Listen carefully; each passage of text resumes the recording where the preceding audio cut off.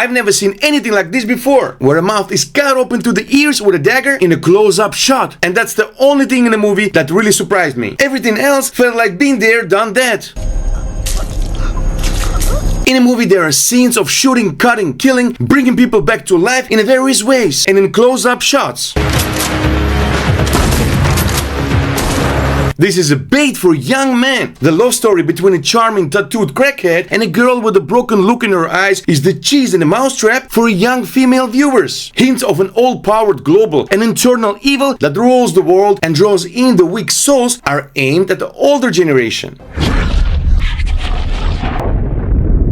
Now for more details. I really love this series of the films from the 90s. I've watched the Crow movie dozens of times. And yes, it was a tough film with the scenes of violence, a twisted reality of murder, all set in a gothic, almost black and white visuals, where the only bright colors were blood and fire. The film captivated and immersed you in a noir universe of those very comics that started it all. Every frame could be made into a poster. As for the new Crow 224, well, it also has some beautiful shots for the trailer. That's it. For an hour and a half, you must watch the melodramatic relationship between two troubled teenagers or young adults, then about 15 minutes of the battle scenes, where the main character, by the way, as you remember, he's invincible, crushes the bad guys.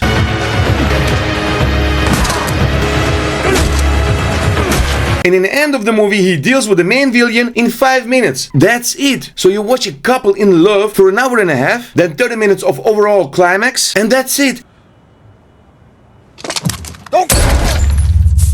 And by the way, the battle scenes are not beautiful at all. In the original Crow, death was on the verge of art. Here, it's just a mess. And again, the trailer is honestly better than the movie. I can't understand why this film was made. If you've seen the trailer, you already know as much as anyone who has watched the entire movie. You've also actually seen the only parts worth watching. I really wanted to love it. And I would have been happy just enjoying parts of it. But even as a reimagining, it's awful. Filmmakers are supposed to make us care about the characters by giving them depth and telling a compelling story. I have to believe that the studio insisted on cutting parts out, especially since the dialogue is so painfully disjointed. Can we not have a full conversation? The characters talk to each other instead of having meaningful conversations. There must be a better version of this film somewhere. The only relatively liked idea in the whole film was the ending, and even that wasn't particularly developed. Look guys, let me say this right now. For those who value their relationship with the original Crow with Brandon Lee, do not watch this under any circumstances.